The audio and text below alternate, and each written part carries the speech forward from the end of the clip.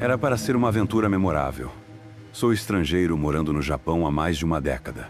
Mudei-me para Tóquio para trabalhar em um estúdio de jogos, realizando um sonho antigo.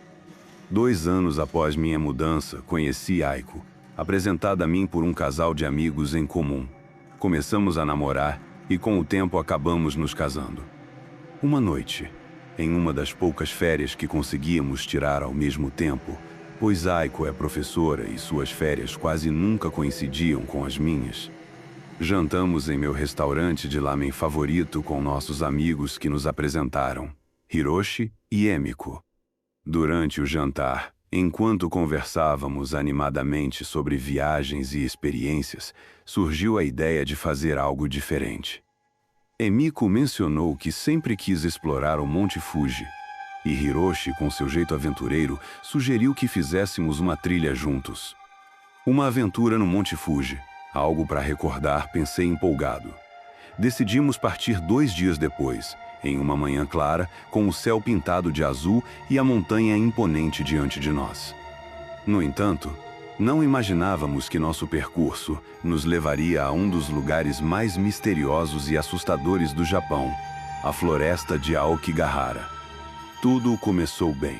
A trilha estava bem marcada e as paisagens eram deslumbrantes. O Monte Fuji exibia sua imponência e nós aproveitávamos para tirar fotos, rir das histórias engraçadas de Hiroshi e aprender com Emiko, que compartilhava curiosidades sobre a história da montanha. Eu, como sempre, fazia confusão com algumas palavras em japonês, arrancando gargalhadas de Aiko. Mas, em algum ponto do percurso, talvez distraídos demais ou confiantes demais, acabamos nos desviando do caminho principal. Aiko franziu a testa ao olhar para o mapa. A trilha não deveria estar para lá? Perguntou, apontando para o que parecia ser um atalho. Hiroshi concordou, achando que seria interessante explorar um pouco e prometendo que logo voltaríamos ao trajeto principal. Foi nosso primeiro erro.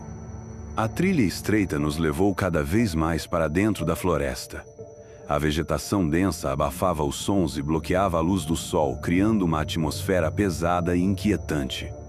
No início, ainda tentávamos manter o clima leve, brincando que éramos exploradores corajosos. No entanto, quando percebemos que estávamos perdidos, já era tarde demais para voltar. Aiko tentava manter a calma, mas eu podia ver o medo crescendo em seus olhos.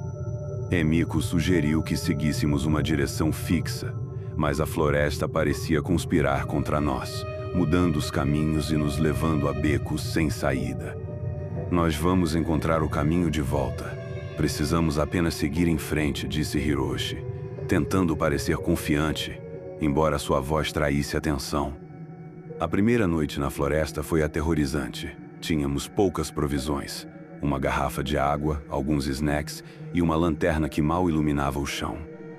Enquanto nos abrigávamos sob uma árvore, sons estranhos ecoavam ao nosso redor. Ramos quebrando, passos distantes, algo que parecia um suspiro vindo das profundezas da floresta. Talvez seja apenas o vento, disse Emiko, mas sua voz tremia. Eu queria acreditar nisso, mas havia algo naqueles sons que fazia minha espinha gelar. O silêncio entre os ruídos era ainda pior, como se a floresta estivesse nos observando, esperando pelo momento certo para revelar seus segredos. No segundo dia, a sensação de estarmos sendo observados era quase insuportável. Cada sombra entre as árvores parecia esconder algo. Cada movimento no canto do olho fazia meu coração disparar. Emiko e Aiko tentavam rastrear nossa posição com o mapa, mas nada fazia sentido. A floresta parecia um labirinto vivo, nos guiando em círculos. Em um ponto, encontramos objetos abandonados, uma mochila velha, um sapato solitário e até mesmo um pequeno altar improvisado. O que é isso? Perguntei, mas Hiroshi apenas balançou a cabeça, com uma expressão sombria. Aquilo parecia ser um aviso, mas não queríamos admitir. Tropeçamos em algo inesperado, um antigo acampamento abandonado. Havia tendas rasgadas, panelas enferrujadas e roupas espalhadas.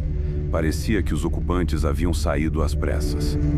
Decidimos passar a noite ali, na esperança de encontrar alguma pista ou suprimento útil.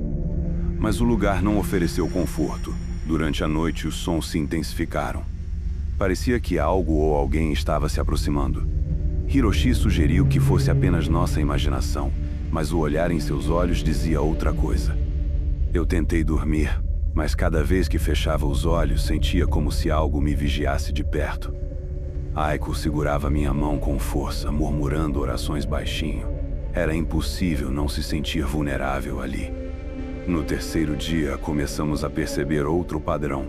Não estávamos apenas perdidos, parecia que a floresta estava nos manipulando. Os caminhos que seguíamos invariavelmente nos levavam a cenários cada vez mais inquietantes, restos de acampamentos, cruzes improvisadas, fotografias rasgadas penduradas em galhos. Em um ponto, encontramos algo que congelou o sangue em nossas veias. Uma árvore com mensagens entalhadas. Eram nomes, datas e frases como "não volte" ou "estamos presos aqui". O mais assustador foi ver que um dos nomes era Hiroshi, gravado com uma data do dia anterior. Isso não faz sentido, ele murmurou pálido. Decidimos apressar o passo, ignorando o cansaço, mas quanto mais andávamos, mais a floresta parecia se fechar ao nosso redor.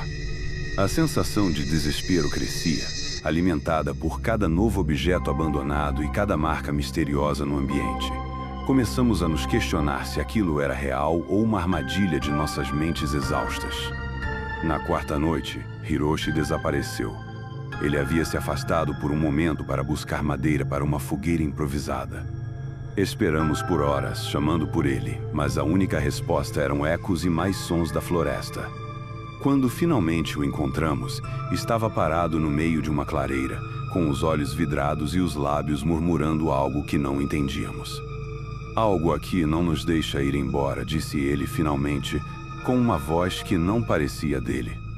Na quinta noite, já exaustos, decidimos montar um abrigo improvisado ao lado de um pequeno riacho que encontramos por acaso.